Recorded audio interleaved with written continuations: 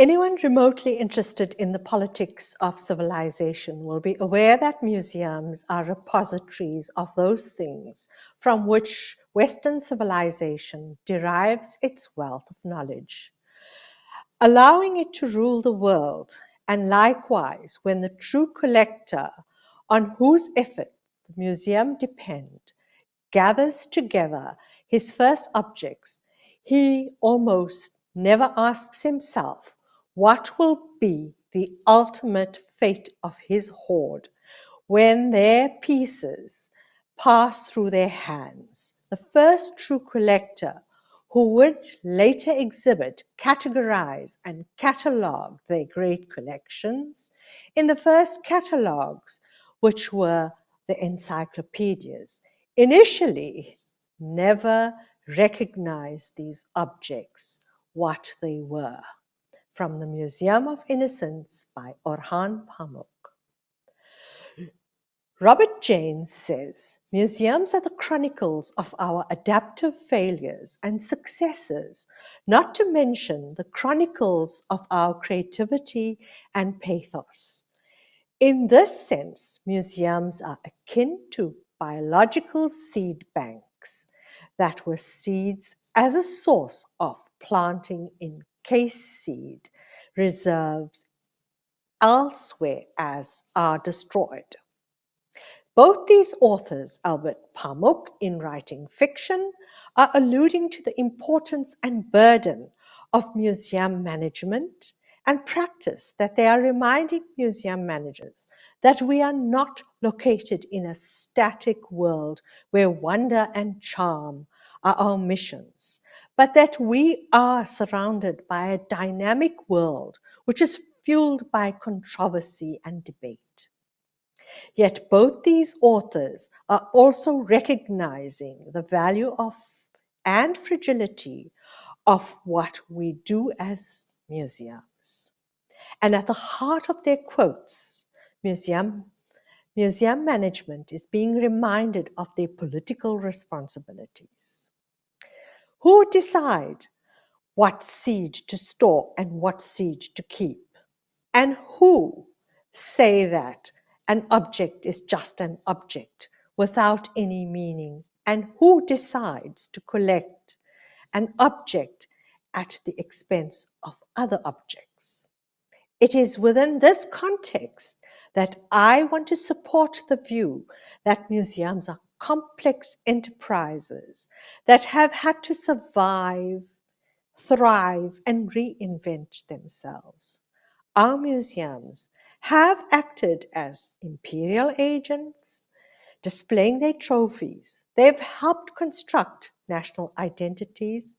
They have helped share new meanings to our understanding of the world. But what we have never come to grips with is how we unleash our shackles and create a new post colonial museum that is waiting to erupt and surprise the world.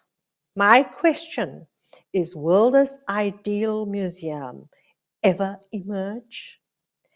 Is the internal politics and internal driven agendas of curatorial practice that dominates our work be our stranglehold?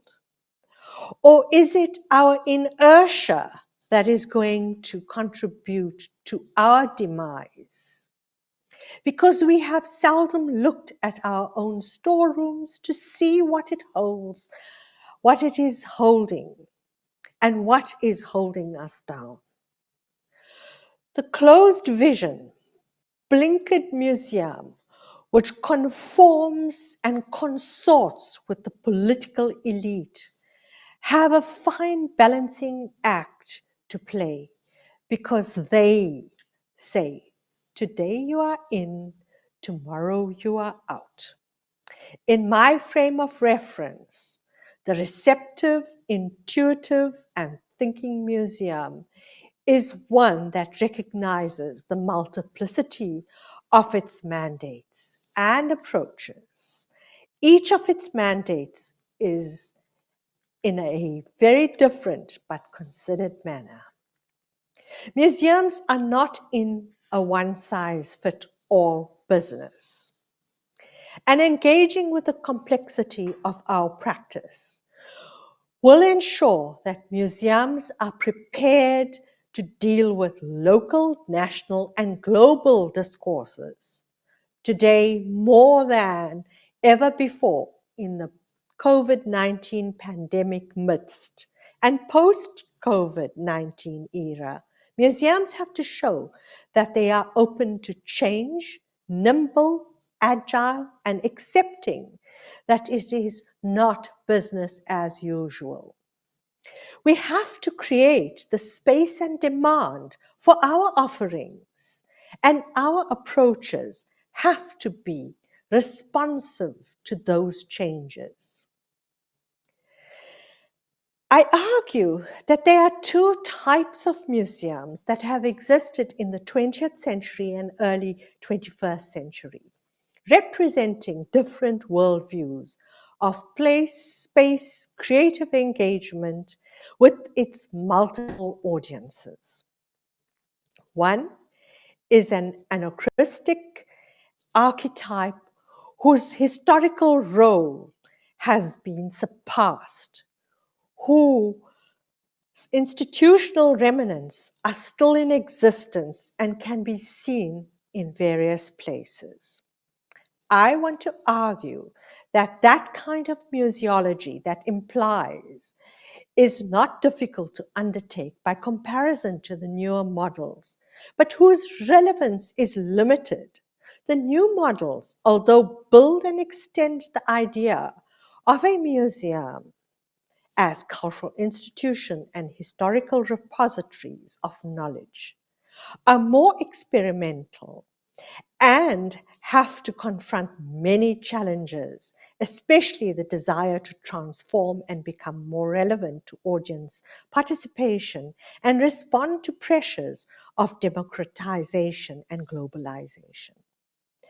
This latter type defies easy description to pressures of categorization, as I shall explain.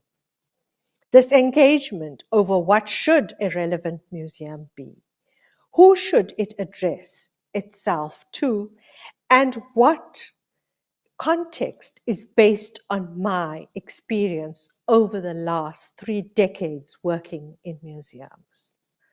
The modern museum was treated as a kind of sacred place, closed off to the ebb and flow of everyday life.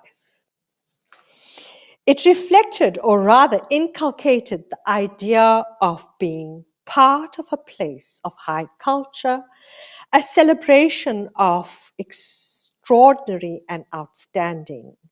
And in a colonial setting represented the triumph and trophies of conquest. This type of museum is unsustainable. Although this new museum is not fully developed, or our theory of this new museum is not fully developed, the contours that I have described are very evident.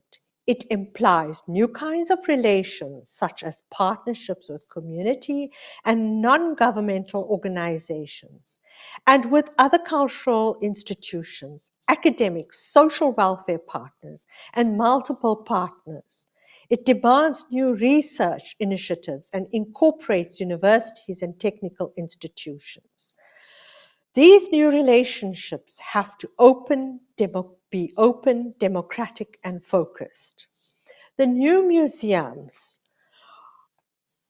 are reflective, I believe, can strongly tap into these trends and be creative in engaging with its multiple audiences and transforming by its very activities the definition of the post-colonial, post-liberation museum.